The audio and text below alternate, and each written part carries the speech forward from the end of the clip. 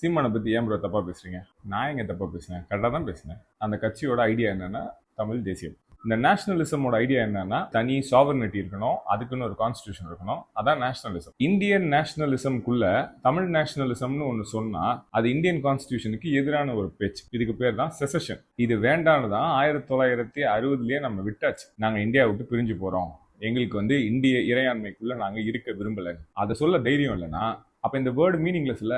இன்னொன்னு, எல்டிடி பிரபாகரன் எதுக்காக ஒரு போர்ல இருந்தாருன்னா ஸ்ரீலங்கால சின்ஹலிஸ் தமிழர்களை அடக்குமுறையும் பண்ணதுனால தமிழ் ஸ்பீக்கிங் ஸ்ரீலங்கன்ஸ் நாங்க தனியா போனோம், தமிழ் நேஷனலிசம்ங்கிற ஐடியாவை அங்க வச்சிருக்காங்க. பேசுற ஸ்ரீலங்கன்ஸோட பாஸ்போர்ட் என்ன தெரியுமா? ஸ்ரீலங்கன் பாஸ்போர்ட். பிரபாகரனோட பாஸ்போர்ட் ஸ்ரீலங்கன் பாஸ்போர்ட். இது எஸ்டாப்ளிஷ் ஆயிடுச்சா? சீமானோட கட்சிக்கு நிரந்தர தலைவர் யாருன்னா எல்டிடி பிரபாகரன் அவர் சொல்றாரு.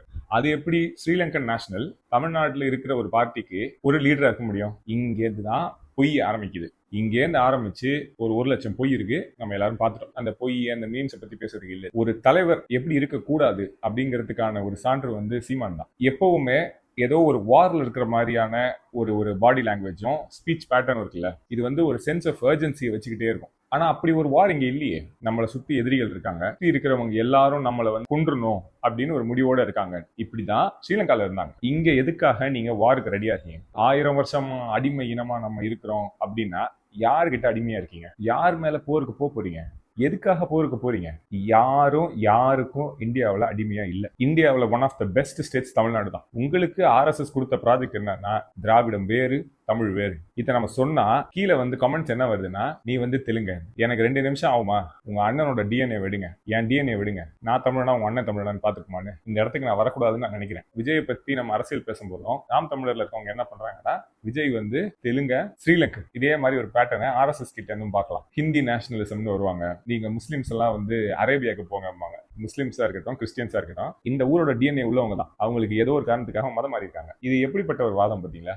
இதே மாதிரியான ஒரு பிரிவினையும் விருப்பு உள்ள அரசியல் தான் நாம் தமிழர். நீங்க தமிழ் தேசியம் பேசணும்னா ஸ்டேட்டுக்கு எதிராக போராடணும். ஸ்டேட்டுக்கு எதிராக போராட உங்களுக்கு தைரியம் வந்துச்சுன்னா போராடுங்க. 234 தொகுதியிலையும் எலெக்ஷன்ல நின்றுட்டு நாங்க தமிழ்ல ஒரு தனி தேசமா கொண்டு பண்ண போறோம்னா இது யாரை ஏமாத்துற கதை? லீடர்ஷிப்புக்கு தேவை போர்க்குணம் கிடையாது, பொறுமை, ஒரு தொலைநோக்கு பார்வை. அவங்க கூட இருக்கிறவங்களை ஏமாத்தாம ஒரு நல்வழியை கொண்டு போகணும். நம்ம பிள்ளைய மட்டும் கொண்டு போய் இங்கிலீஷ் மீடியத்துல கொண்டு போட்டுட்டு மற்றவங்க பிள்ளைய எல்லாத்தையும் நீங்க எதுக்கு படிக்கிற, வேலைக்கு போ, விவசாயத்துக்கு போ, சோறு தான் முக்கியம், IAS முக்கியம், இதே வேலையை உங்க வீட்டுக்கு நீங்க செஞ்சிருக்கணும்ல. நீங்க உங்க பிள்ளைய மட்டும் நல்லா படிக்கிறது தான் முக்கியம், மற்றதெல்லாம் அப்புறம் பார்க்கலாம்னு சொல்லிட்டு இது நல்வழி நடத்தல் இல்லை. இது ஒரு ட்ரூப் தான்.